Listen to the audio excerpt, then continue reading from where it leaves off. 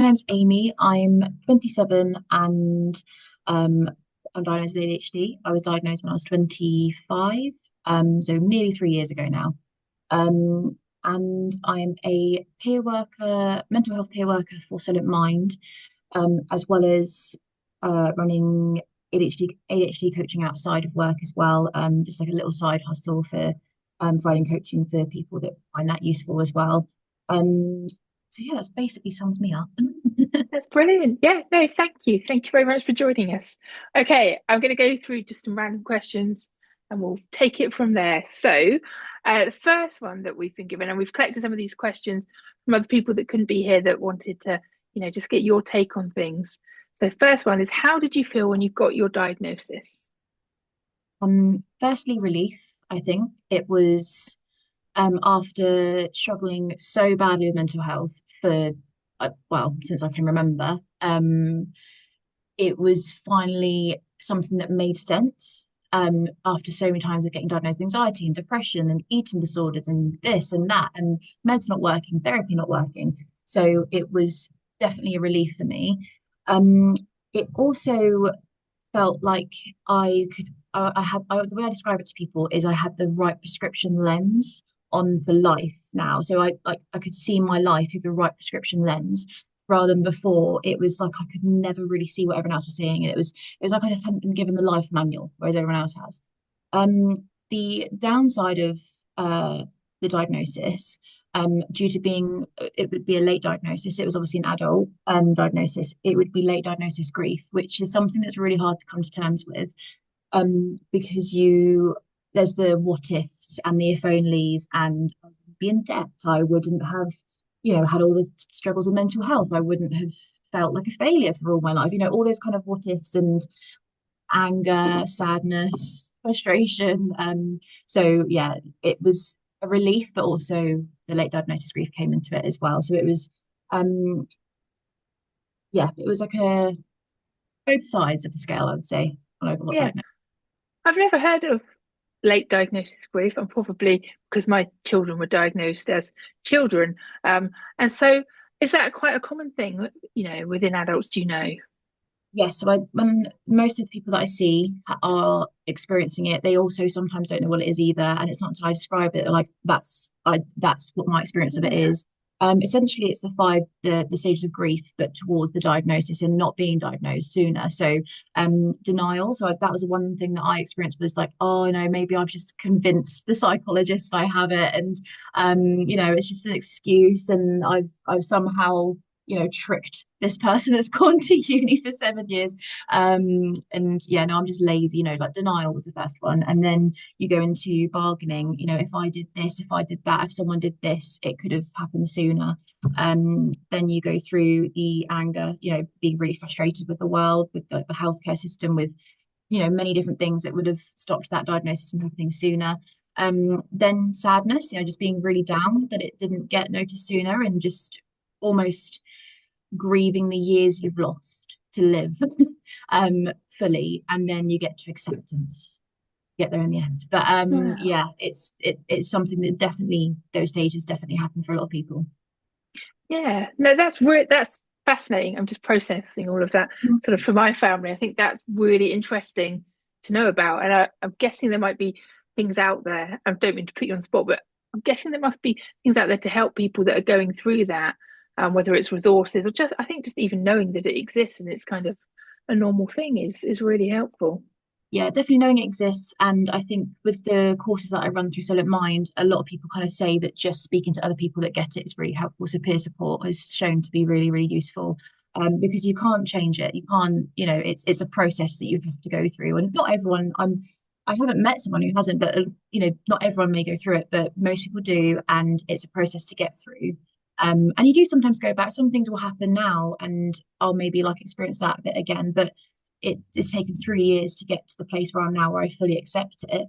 But yeah, I'd say peer support would be really, really helpful for people. Yeah. Yeah, that's brilliant. Thank you. Okay, so if we think back to what life was like when you were younger, what was school like for you as a child? It's certainly something a lot of families know that, their children struggle with, particularly when they're neurodiverse or they've got ADHD. So what was it like for you? I wasn't a massive fan of school, just because um, I look back on it now, and again, this is that kind of different lens. I think, wow, I really did struggle in so many different ways, and now I know why. But I So I'm trying to think of an example. So I was gifted and talented at school. And then when puberty kicked in more, my ADHD symptoms accelerated. And I was bullied at school as well, but I wasn't that stereotypical being bullied. I had lots of friends. And so I just felt like I never really fit in. It wasn't a great experience.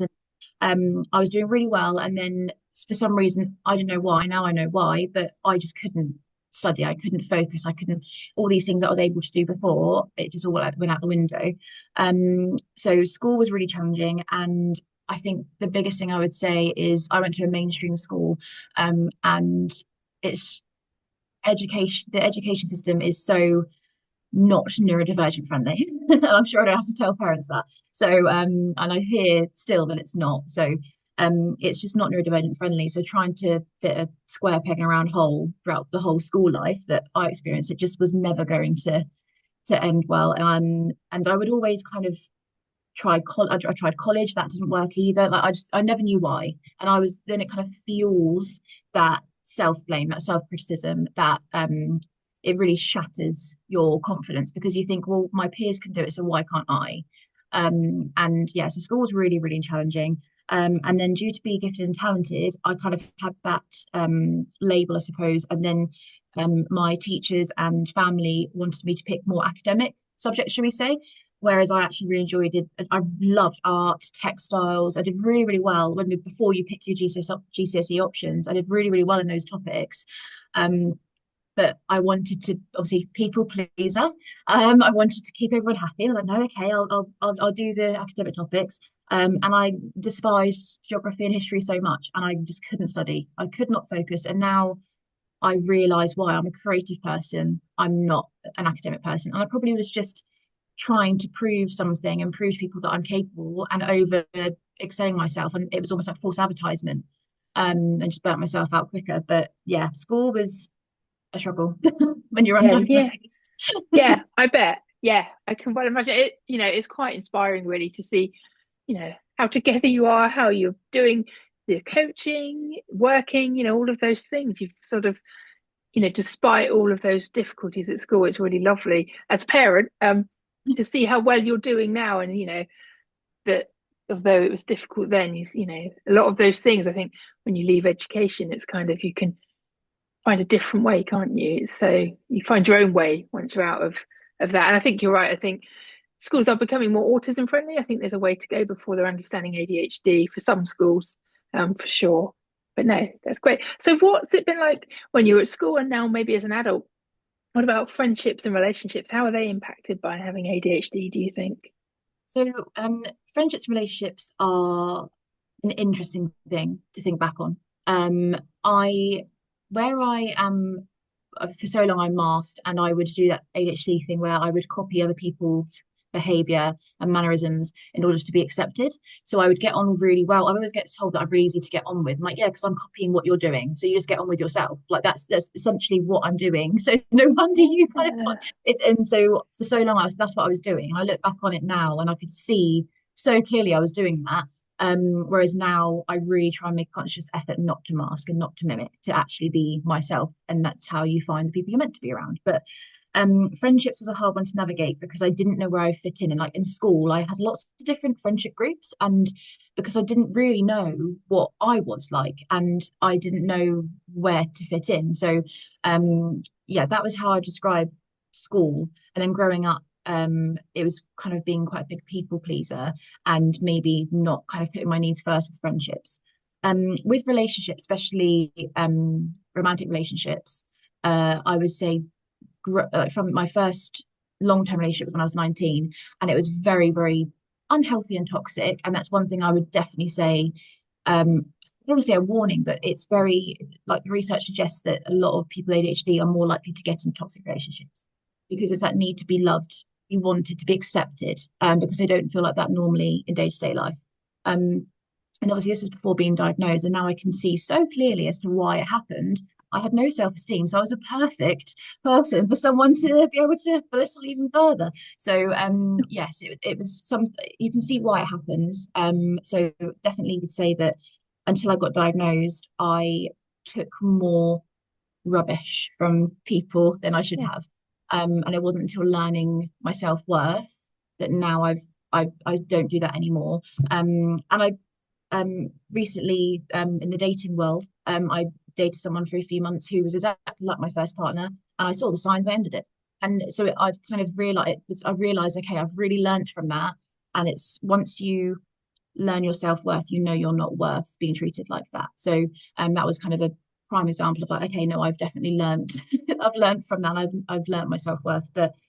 Um but yeah, essentially I would say that how it impacts me now is even with my friends that I have now, who are lovely people. I'm very lucky. I have an amazing friendship group. And your vibe attracts your tribe. That's one thing I would say. Be yourself, because then you'll find the people you're meant to be around. Um, and we quite often, we're all like, we don't all struggle with mental health, but we're very open and honest people. Like, I can completely be myself around. I don't have to mask.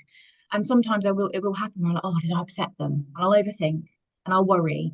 But I've got those friends where I'm like, did I upset you when I said that? And nine times out of ten, they're like, I said what? I don't even know what you're on about. Normally I'm just overthinking it. But then sometimes my friend will do the same, where she'll be like, did I upset so and so by saying this? I'm like, no, no, you're fine. Honestly, like, it's just like that check in, because sometimes you kind of think you have, but you haven't. So friendships, I think now I know who I am. I'm not masked anymore. They're a lot easier to handle because I'm not, in a way, like not being myself. It's so, but I was kind of faking who I was and being something different. It was draining and exhausting. Whereas now it's not anymore, and I can be completely myself without a mask. So yeah, I think that answers the question. Yeah, no, that's a brilliant answer. That's really, really interesting. Thank you. Um, what do you think the challenges have been for you then with ADHD, maybe pre-diagnosis and post-diagnosis? Pre-diagnosis, I would say probably like the comorbidity of it, because A, that makes it harder to diagnose, because the anxiety and depression shows more than the ADHD. Like that's the one that GPs kind of notice more and treat that rather than looking at the underlying issue. Um, and I would say before diagnosis, just being, and it feels that you can't, well, you can't function as a human being. That's what it felt like. And just feeling so low, not being able to work, not being able to, you don't feel like you're living. And after diagnosis, it felt like now I'm actually, it's like you're barely surviving before, and now I'm actually thriving and living. Now I know what it is, and now I've worked ways around it. But before, it felt like I was scraping through through life. Um, and then challenges now, it's something you have to learn to live with, and that's a hard one to accept. You can't cure ADHD. I'm really sorry. It's a neurodevelopmental disorder. You can't cure it. Your brain is just different. So that was something to kind of learn to adjust to, and accept as well, because it every single day something happens that is because of my ADHD. Every single day, a challenge that happens. And but now I look at how I am towards myself. I'm so kind towards myself compared to how I used to be. And like the amount of times I'll forget something or lose something, or if I'm running late for something, rather than being like, oh, I'm such an idiot, I'm so stupid, for God's sake, getting stressed, I will make sure I kind of sit myself down for 10 seconds. You're fine, breathe, take your time. It's just because you're ADHD, you're fine. Like really treating myself better, which is one of the biggest things that's really helped. But yeah, day-to-day life, every something always happens still. So that would be a challenge now. And again, like now the comorbidity still, one thing I learned was the impact of like PMDD, which is premenstrual dysphoric disorder. Women with ADHD, there's only one study that's been done, surprisingly, because obviously women in research isn't a common thing. But the women with ADHD, 46% of women with ADHD had PMDD as well. So it's a very common disorder for women with ADHD to have. And that was a hard thing to kind of come to terms with, because it happened when I came off contraception again. Came off it again. So it was like, okay, this is another thing I've got to learn how to handle. Like there's always something you think you're done learning, and you think you're done with the symptoms. Like, oh, okay, that's another one that I've got to try and learn to come around. So yeah, it keeps you on your toes in a challenging way. But and then overall, I would just say the world is not neurodivergent friendly, so it's going to be challenging, and that's something that's out of your control, and it's learning that that is out of your control. It's learning that, and it's like, okay, what am I in control of? And like for me personally, I get so frustrated about the lack of support, the lack of education, the lack of awareness for people with ADHD. That's something that really grates on me, just because of my lived experience myself. So it's like, okay, what can I do? What am I in control of? Like things like this. This is a perfect example of what I can do, to kind of make me feel like I'm making a difference, rather than that challenge of the world not being neurodivergent friendly and ADHD friendly. But I think that's the challenges. Yeah, no, yeah, really fascinating. Thank you. I could just sit and chat to you for hours, but I'm just trying to keep keep on task. Um, okay, so we've talked about the challenges. What do you think are the good things about ADHD? What are the positives? I really like these questions because I think it's so, and understandably, I get it because it doesn't feel like all rainbows and butterflies most of the time, but ADHD can have the positives. That's so I kind of call them ADHD superpowers because I think it's a really nice thing for children to learn because obviously, when you're a kid, you're like, oh, superpower, what is this? And I was actually speaking to someone and their son was the only person up until recently that was diagnosed with ADHD and he loved it. He was like, yeah, I've got this superpower. No one else has it. And it wasn't until I think someone else got diagnosed in the family. He's like, no, this is my superpower. So I think it's really nice to kind of like have that that take on it, even though it doesn't always feel like a superpower. Um, the way I kind of describe it is I would rather have the qualities I have because of my ADHD and have ADHD and the challenges it comes with, rather than not have ADHD and not have those qualities. So like I kind of say my superpowers is like the empathy. I'm really passionate. I'm creative. I'll think outside the box. I can often see things that other people can't. So I'm trying to think of the other ones off the top of my head now, but there's lots of like superpowers that I have because of my ADHD, and I would rather have those than not have ADHD at all. And that's something that another person that I used to speak to that attended the course that I do, So Don't Mind, and they said the same thing. They would rather be this empathetic, kind person with ADHD rather than not have it, because that's a really amazing quality to have. That why would you not want that in a person? So yeah, if that means that it comes with ADHD as well, then I'd rather have that. But I suppose the other thing as well with emotions, because obviously we feel emotions more. I think when we kind of get told, oh, you're emotionally unregulated and you feel emotions more, everyone thinks, oh, okay, so that you feel anxiety more, you feel depression more, which you do feel those low moods a lot more. However, I feel happiness more as well. I think that's what one thing people really forget about. And so when I feel like happiness, I am so happy. It's like I feel it for the first time. I mean, I could cry at a good sunset sometimes. Like it doesn't take much to make me happy as well. So I think when you learn to kind of hack that side of your ADHD, where yes, when you feel low, you do feel really low, and it is really, really hard. Or when you feel angry, you feel really angry. So, but there's the other side of the scale. There's other emotions that you can feel more, and feel strongly. So it's when hacking into that side of it as well, and that's something that I would say I love that part of ADHD because I feel like I see the really small things that other people don't. I'm like, oh, that's so beautiful, that's amazing. They're like, I never even would even look at that. So yeah, I think that's something that I really like about the ADHD. Oh, I love that answer. That's lovely. Thank you. Um, okay, so what advice would you give yourself if you could go back and talk to yourself as your younger self? What sort of advice would you give? Oh, God, I think I'd give her a big hug, firstly. I'd give her a big hug. Um, and yeah, I think it's something that actually, so I recently did trauma therapy, and that's something that really we focused on is that childhood impact, because you are molded into the person you are from your childhood. That is, childhood has such a big impact on people. I don't think people realize how much. And a lot of the things we learn and the way we are adults is because of our childhood. So I think the biggest is really hard to think of some things because I think that there's so much that I would say. The first one would be you're more than enough. You're more than enough. You're not just enough, you're more than enough. And in line with that, you shouldn't have to change anything and everything about yourself to fit in. If you don't fit in, find a different table, find a different place to go. Because if you've had to change everything about yourself to sit at that table, they don't deserve you at that table.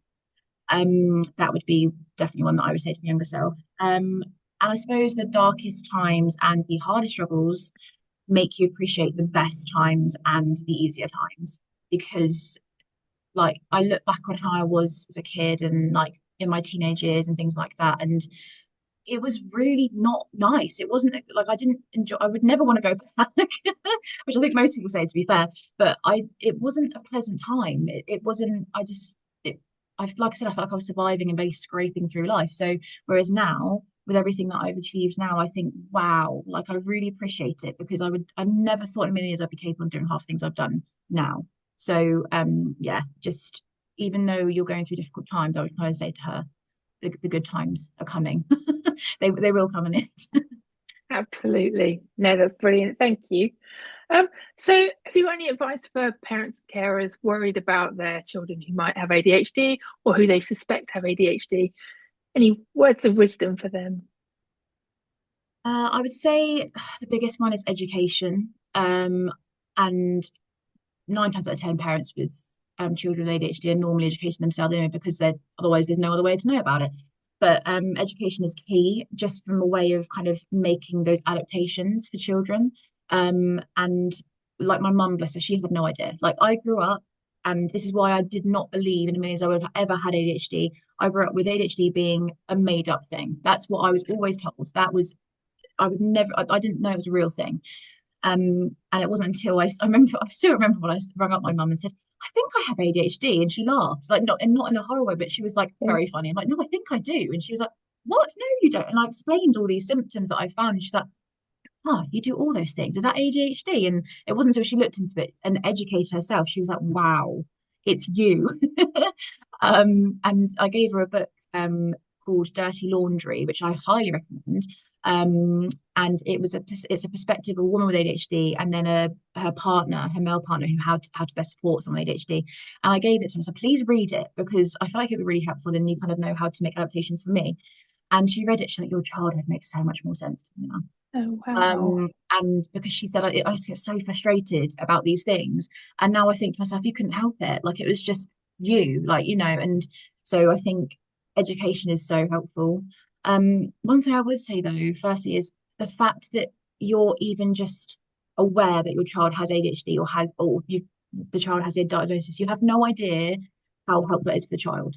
Like that, I cannot even describe to you how much you're helping your child by them just having that. I know it doesn't seem like it, but you are because that's the starting point that some people don't get till very long, like later on in life. Like I still see people that are like again aren't getting diagnosed in their 60s. So you're doing amazing things for your child by just, seeking a diagnosis, making adaptations now. Um, I suppose as well, I appreciate it is a worrying thing because it's not curable. It's something they're going to have to live with. Um, I would kind of say that to things are possible when you have ADHD. So I think just making the right adaptations, getting the diagnosis, having that education, your child's able to do so much more than what society makes them think they can. Um, that's one thing I would also say is when the world makes them feel that they can't do the things they want to do, the biggest thing you can do is be their biggest cheerleader at home and around them. Like you just tell them they can because the whole world is going to tell them they can't. So, you being their biggest cheerleader at home saying, no, you can, why can't you? Let's try a different way. Let's make this adaptation so you can do it. That would be the biggest thing I think would have as a child, like thinking back to my childhood, I would have loved that. Um, and the last thing I would say is that they can achieve things. I mean, I've done a degree, like I graduated last year. Yes, last year I've learned to drive. Went to Rome by myself this year. Like there's so many things that I've done. Now I know how to adapt the things. So Yeah. yeah, it doesn't. I appreciate sometimes with ADHD it can seem like the options are smaller, but it's just about kind of making those changes because so much can be achieved with people with ADHD still. Oh, that's fantastic. Thank you.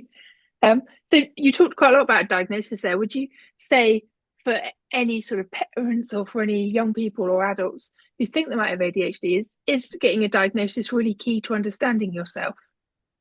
I think it can be achieved without a diagnosis. It depends what you want from a diagnosis. That's what I always ask people when they say they want to be diagnosed. Um, some people say that they want that thing that people can't dispute, and I get that because when people say, "Oh, I think I have ADHD," until it's a diagnosis, which is it shouldn't be that way, but it is. Until a lot of people that only really kind of take it seriously until there's a diagnosis.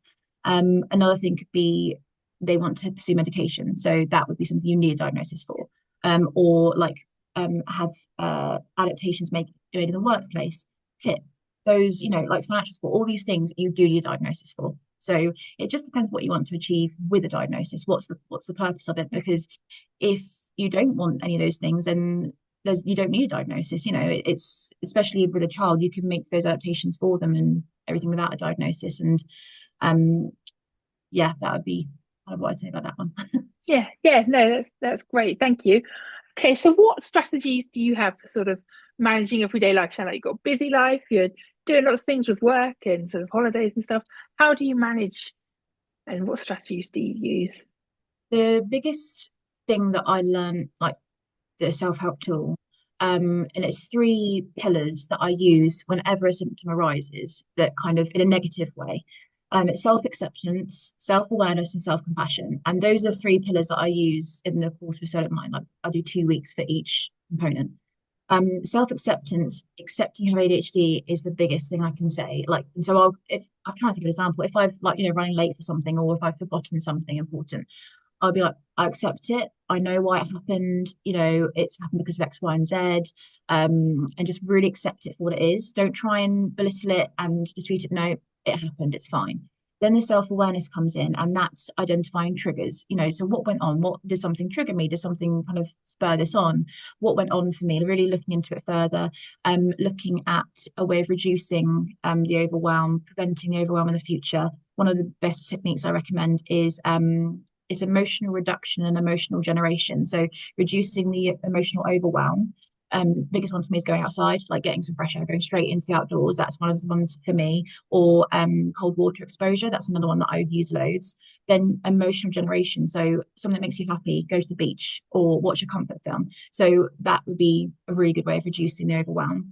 That would be self-awareness. And then self-compassion, just take care of yourself after rather than beating yourself up. Be kind to yourself because the worse you are to yourself, the more stress you're going to get, and the more symptoms you're going to have. Because the kinder you are towards yourself, it makes you less stressed and frustrated. So, yeah, self-compassion is definitely the last one, and it could be anything from I don't know, getting your favorite drink from the shop, or treat yourself to a bar of chocolate or a bubble bath. That's my personal favorite. A bubble bath heals many of things. So yeah, it depends what your kind of thing is, but those three components I think are so helpful for symptoms when they arise, like in that moment. Um, Making adaptations would be the biggest one. So it could be my biggest one is not over socializing. So I have everything in my calendar. That's how touch wood I'm normally don't double book myself and things like that. Everything is in my calendar. Um, and I'll kind of think to myself, right, what have I got booked in this week? Okay, I'm going out like twice this week. Would I be able to do another day in the week? What are the plans? Is it people that I don't have to mask around? Okay, I probably could do a social event with people that I would have to kind of maybe mask a bit around. Like really just assess your week every week as they come, or like the month.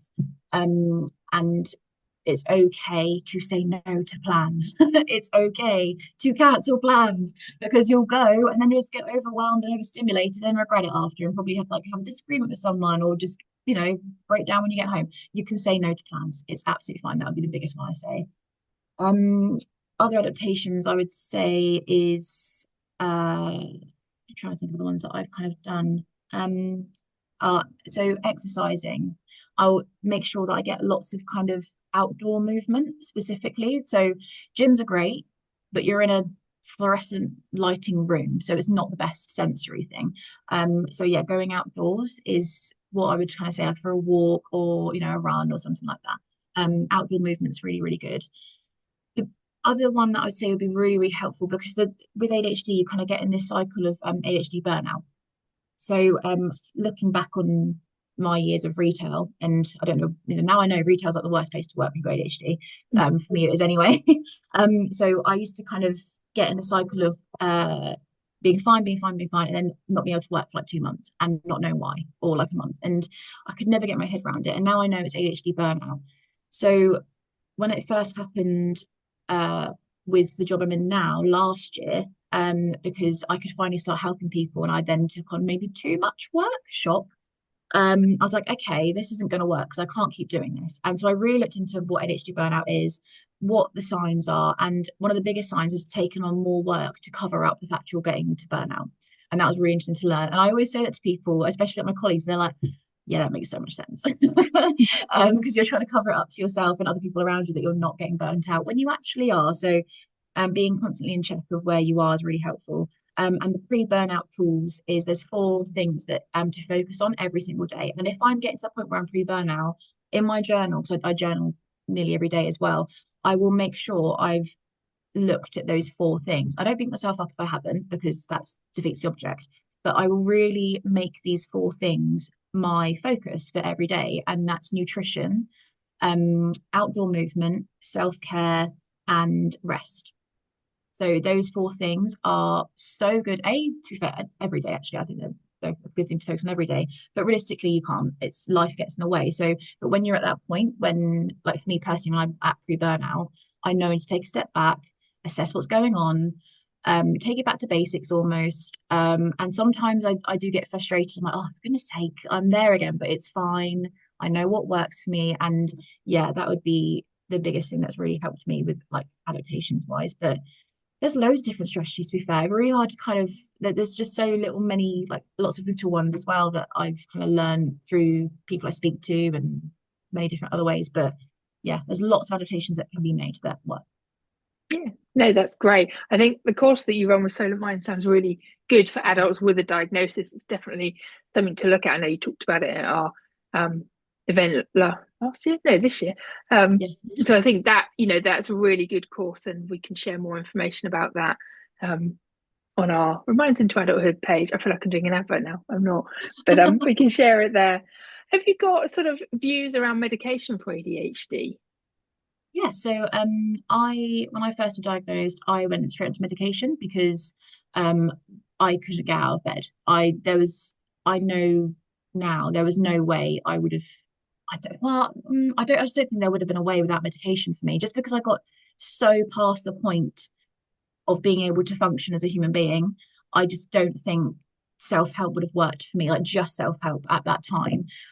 If it didn't get to that point where I was then, possibly I wouldn't have needed medication. But at that point, I think that was the answer for me, and it did do wonders for me. I postponed my third year of uni because I wanted to go and get the diagnosis and look at medication in order to, because I didn't want to get into all this debt for no reason and not actually finish it Yeah. and not get the grades that I needed to do postgrad. So I was like, no, I'm going to go away and come back. And it went from me getting D's and C's to getting A's and B's. So it completely made a difference. And the only way I can describe it is with medication, I could finally focus. And rather than like the battery that everyone has for their day, I would use it really quickly without medication. Like it would go by midday and I'd be napping and I'd be exhausted. Whereas with medication, it's like I could gradually use it throughout the day and then be tired in the evening. And it was like I was more using my kind of energy better, I suppose. And the other thing I always kind of say to people, rather than having like 100 channels going at the same time and not being able to even get your thoughts together, it's like there's five on at the same time rather than like 100. And rather than like your brain feel like it's going to explode because of so many thoughts, and it just, it's overwhelming. It just feels a little bit more calm. And yeah, so medication definitely was amazing for me. The biggest thing I say about medication is an aid, not a cure, because I do see a lot through work. People are so hiring in on medication, and like that is what, and I get it because it does work. It did for me. It did work for me, but there's so much more out there than just medication. And actually, you need the self-help tools with medication. Medication alone won't do it for you, because you need to make these adaptations. You need to adjust your life to ADHD and have these self-help tools. So just medication alone, you won't it won't work. It's not I think that'd be the biggest one I'd say to people. And also medication doesn't always work. So not only obviously there's medication shortages at the moment, so some people can't get hold of the medication in the first place, but it doesn't always work. So with women with ADHD, their hormones are really can impact ADHD symptoms. And I know for me sometimes when my PMDD was so bad, it felt like I wasn't even on my medication because hormones had such a massive impact on my symptoms. Some women actually up their dosage during those kind of 5 days to kind of get through that time. So medication doesn't always work. Also, it's not suitable for everyone. Obviously, it's a stimulant. So if you've got, history of heart problems and things like that, it might not work for you. It might not be suitable medically. So it isn't always an option for everyone. And like I said, it's also quite hard to get hold of at the moment as well. But I haven't always been on medication either. So I went on medication for about a year, I would say, or 8, 9 months. Um, no, it would have been a year because it got me through uni. So I was on it for a year, and then I kind of wanted to, the dose I was on, it was a 50 milligrams. And in order to go over to the NHS, and to kind of go over to the advice and guidance through the NHS pathway, they said I had to go down to 40 because my heart, they weren't a massively fan of the ECG. I said, that's fine. I'm so happy to go down to 40. I just don't want to pay for private prescriptions anymore. So yeah, I went down to 40, didn't even notice a difference in my symptoms. And then it got to the point, I'm like, you know what? I just don't think I need to be on the 40. So I went down, I tried 20, and then in the end, I came off it completely. Exercise was a massive help for that, and just the self-help tools and everything I've learned. So yes, I came off that, and I do prefer being off it now. I'm back on it again. I have been for a month, due to having to go on the progesterone only pill, and that increases ADHD symptoms and also the time of year. So that's one thing I would say. Like, I do sometimes have to go back on it in winter, but during the summer, especially, I just don't find I need it anymore because I accept my symptoms now. I don't try and, because with ADHD, obviously, you're trying to not have the symptoms happen because they're hard, but I don't know. I just don't. I embrace them a bit more now, rather than trying to get rid of them, I suppose you could say, or they're not as bad as what they used to be because of self-help and everything. So yeah, medication. If people want to have it, I say go for it. It's completely up to you. I think it's a tool and an aid rather than something to rely on. That would be my biggest advice. Yeah. No, that's really interesting. Thank you. Um, what advice would you give to a young person with ADHD? I suppose it would be kind of with how I was as a kid. I would kind of say that don't change to fit in. Um, and I say do what you enjoy, because during school, I think I probably shouldn't be saying this, but I feel like there's so much pressure on GCSEs and things like that. And actually, I 9 times out of 10, you don't do what you do in school later on in life, or those things that you think are so important at school, you don't end up thinking are important later on in life. And I think school, and when you're young, that is the time to experiment and try new things, try drawing, try reading, try painting, be all these creative things you want to do. If you want to try it, obviously, as long as it's safe, just like to clarify, but as long as it's something you want to try, give it a go. Because that's another thing that I got told as a child. I would always start things and never finish them. I was incapable of finishing something. I'm like, well, yeah, because I got bored of it. And there's nothing wrong with getting bored of a hobby. Like, I think there's such a that was a really negative thing I got from teachers where, Yeah. like, why did you stop this thing? I'm like, because I didn't want to do it anymore. And I don't understand, even now I don't understand why it's a bad thing, because as a child, that is your time to try different things. So that I don't understand.